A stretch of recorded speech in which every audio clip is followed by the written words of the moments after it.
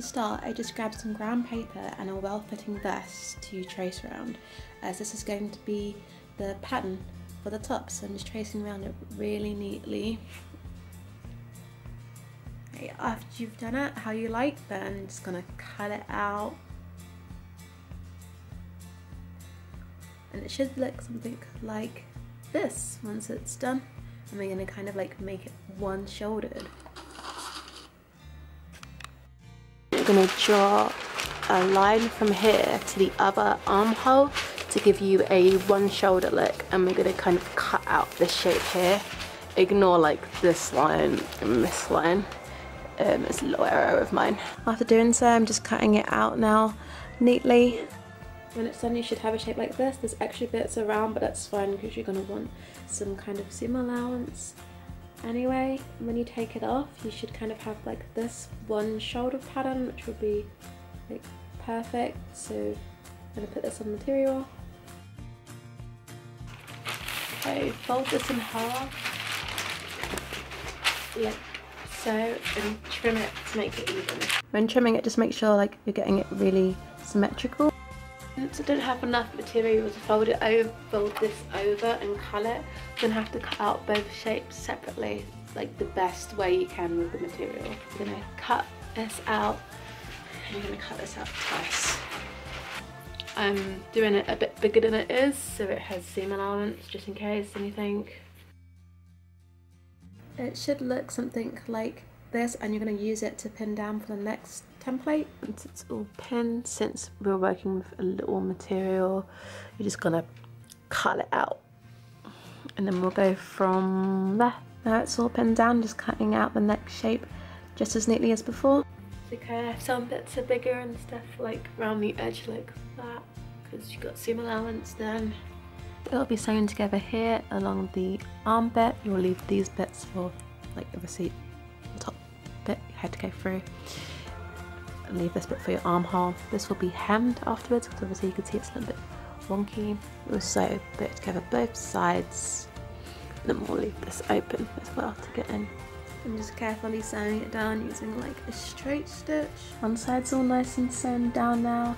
I'm just going to pin the other bits to sew and just sew to there, the shoulder hole, and then sew the top bit of the arm. This is the top so far. It's a little bit baggy here and here, so you can just kind of sew it tighter to bring it in. But when we're going to sew the belly in anyway, you might want this. You can bring it in with the belly. So I'm actually going to leave it baggy for now because it's going to come in handy later. And then this is going to be hemmed. Okay guys, so this is what the top bit looks like tucked into the skirt. I thought we need to have a template like this for the belly. This one's a little bit too small because I don't want this much gap at the top. I only want about an inch gap at the top. So I'm going to show you how to make a template for the belly. So what you're going to do is measure from here to there. That's about 10.5 centimeters, but you want a gap of grey. So measure about down 1 inch and then measure from there for your gap downwards to where the skirt sits, which will be about 9.5 inches, and that's how big the circle will be. Just like make one out of paper and pin it how you like. So I'm going to take this all off now and do that. Before doing the belly, we're going to hem the raw edges. You're just going to fold them over and then pin them down and sew along the edge. That out like this, and then this part here folded over and pinned for hemming, and then you fold the other part over the other way so it's still inside out and pinned, and you do the same with this. This bit's folded over inwards this way, and then the other side is folded over that way, and then I'm just going to sew along here now and then get back to you. Okay, once you've hemmed down the edges, it should look something like this, so it's a bit neater. It could be a bit jaggedy, but you can neaten it up. You can also use hemming rub, that's another option to get it flat down, but you can't see this when it's on anyway, but yeah, it should look something like this. Now we're going to do the tummy template. Okay, so I'm going to put a pin down 1 inch down for the space, and then I'm going to measure about 10 down and put another pin there. And once that pin's there, this is going to kind of be the space for the tummy. I'm going to grab some brown paper and draw around like a tummy shape. Like I've marked down where the pins are so it's the same size. and then the tummy should then be a bit bigger than that one, and it should fit in the space. I then decided that this was too short, like on. I wanted it to be longer, so I'm making it about 12. So you can do that, and it will be still in the same place. You can have it shorter if you like, but I just decided I think it's going to look a lot better longer, so the skirt will be less higher up on my waist. And then you're just going to cut it out, and once you've cut it out, it's going to fold it in half. So once it's kind of folded, you can really neaten up those edges again like we did before. Just have to make sure everything's nice and symmetrical, I guess. Perfect. I got just under ½ meter of this white material, which is going to be used for the stomach, about 40 centimeters or something of it. So it was like really cheap. It was like £2–3. I'm pinning the tummy pattern we just made onto the white fabric to cut out neatly. And once it's pinned down, once it's all pinned, you're going to neatly cut it all out. So you have a really nice crisp shape for the tummy, and it should look something like this. And then fold it in half as we've been doing, so we can neaten up the edges of it. Okay, now it's time to iron it on. We're going to need our good friend webbing again. So you're going to be covering the whole tummy in webbing. Yeah, it's a lot of webbing, but that's what you're going to have to do, and we're going to be ironing it down to the dress. Once you've got the whole thing covered in webbing, you're going to stick it on the top now and just like carefully flip it over as you do so. Iron it down and be careful, make sure you've got all the edges, or you might have to go back in with the webbing and make sure it's all flat. Now we're going to cut out the chevrons that go on the tummy and just have a play till you get the shape that you like.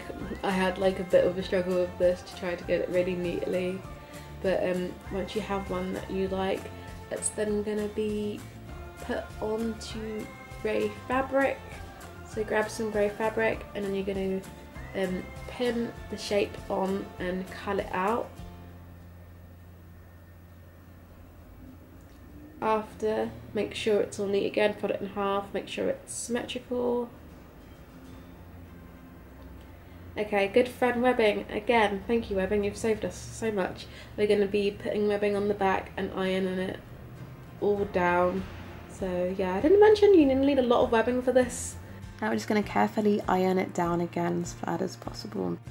Okay, so the top bit's not quite done yet, but I won't be attaching it to the skirt as I'm going to be tucking it in, as I've been thinking about this over and over again. Do I attach it? Don't I? Do I? Don't I? Do I? I'm not going to, as it's going to make it a lot easier to get on and off, but it still looks like a dress. It's fine, it's just attaching it will cause me problems. So we're not done yet. You're going to need 1 meter of crystal organza. I've got it in this light grey colour, and then I'll show you what we're going to be doing next. To finish the top, we're going to have these cute princess sleeves.